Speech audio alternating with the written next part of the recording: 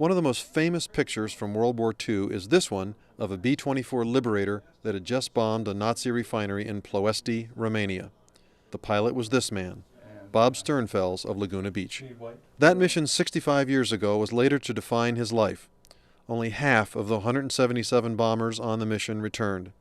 As did most veterans after the war, though, Sternfels returned quietly to civilian life. He worked for a dental products company. But books on what went wrong on the Ploiești raid troubled him, so he decided to write his own. I'd just like people to know the truth about what happened.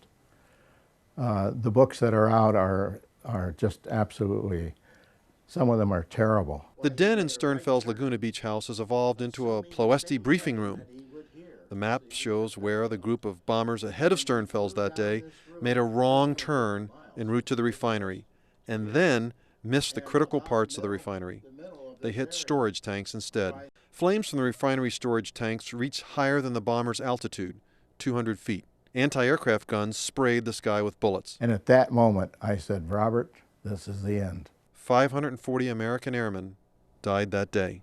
All this trouble that we had, most of it was caused by the guy that made the wrong turn.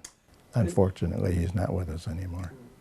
Later in the war, another crew crashed the bomber Sternfels flew. But a few years ago, an Italian man who hunts for crashed military aircraft emailed Sternfels. He had found the wreckage of Sternfels' Liberator in the Alps. He sent Sternfels some of the parts. You notice how much rubber is still left on it? You realize that's because the pilot that was flying that airplane must have made good landings, right? These days, Sternfels speaks to civic, military, flying, and social groups about that day over Ploiești. The response? They just are amazed that I'm around. In Laguna Beach, Jeff Rowe, Daybreak OC.